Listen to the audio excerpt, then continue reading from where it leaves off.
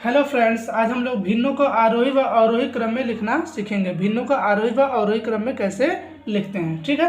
तो देखते हैं, पहला सवाल है 4/5, 7/8, 6/7 और 3/4 है, ठीक है। जब इस तरह से भिन्न दिए हों, ठीक है, तो सबसे पहले हम देखते हैं भिन्नों का अंतर समान तो नहीं है। तो जैसे देखिए यहाँ 4/5 है, इसमें अंतर कितने का है? 1 का है।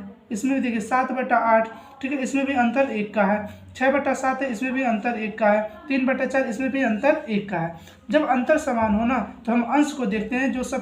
जो अंश सबसे छोटा होगा सबसे छोटी भिन्न होगी, और जिसका अंश सबसे बड़ा होगा वो सबसे बड़ी भिन्न होती है। तो देखिए यहाँ सबसे छोटा अंश किसका है? तो ये 3/4, यानी इसका अंश सबसे छोटा है, तो ये सबसे छोटी भिन्न हो जाएगी, ठीक है। और देखिए यहाँ 7/8, तो इसका अंश क्या है? सबसे बड़ा है, तो ये भिन्न क्या हो जाएगी? सबसे बड़ी हो जाएगी।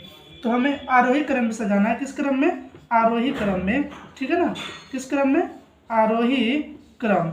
तो आरोही क्रम में जब हम सजाएंगे, तो आरोही क्रम में जब हम सजाते हैं तो छोटे से बड़ा लिखते हैं, यानी छोटे से बड़ा। जैसे मान लीजिए 1 2 3, ऐसे देखिए छोटे से बड़ा जाता है कि नहीं? 1 2 3 4 5, ऐसे हम इसको सजाएंगे, ठीक है ना। तो देखिए आरोही क्रम, देखिए जो सबसे छोटा भिन्न होगा उसको सबसे पहले लिखते हैं। तो देखिए 3/4 सबसे छोटा है, तो 3/4 सबसे पहले लिखेंगे, ठीक है। फिर इससे थोड़ा सा बड़ा कौन सा है?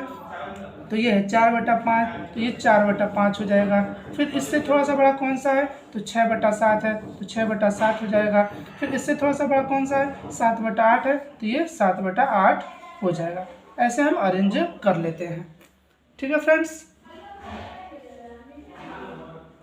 हाँ तो दोस्तों, अब इसी भिन्न को हम देखते हैं, ठीक है ना। अवरोही क्रम में कैसे सजाएंगे। देखिए अवरोही का मतलब होता है घटते क्रम। अवरोही का मतलब क्या होता है? घटते क्रम। तो अवरोही क्रम में जब हम लिखते हैं ना, तो बड़े से छोटा लिखते हैं, बड़े से छोटा, यानी सबसे बड़ा सबसे पहले, फिर उससे छोटा और सबसे छोटा लास्ट में लिखते हैं, ठीक है ना। तो देखिए हम आपको बताए थे कि अंतर समान होगा, तो अंतर देखिए समान है कि नहीं? 4/5 है, इसमें भी 1 का अंतर। 7/8 है, इसमें भी 1 का अंतर।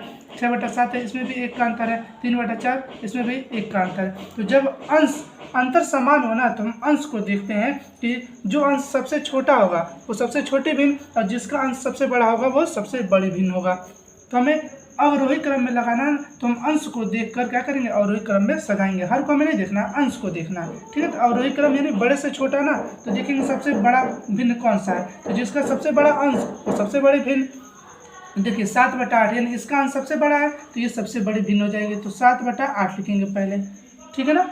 फिर इससे थोड़ा सा छोटा देखेंगे कौन सा है? तो ये 6 है, ठीक है। 7 से थोड़ा सा कम क्या है? 6, तो 6/7 वाली भिन्न क्या हो जाएगी? इससे थोड़ी सी छोटी हो जाएगी, ठीक है। फिर इससे थोड़ी सी छोटी कौन सी होगी? तो देखिए ये 4/5, यानी 4, तो 4/5 हो जाएगा, ठीक है। और फिर इससे छोटी कौन सी है? तो ये 3/4 है, तो 3/4। ऐसे हम क्या करते हैं? अरेंज कर लेते हैं अवरोही और आरोही क्रम में भिन्नों को, ठीक है फ्रेंड्स।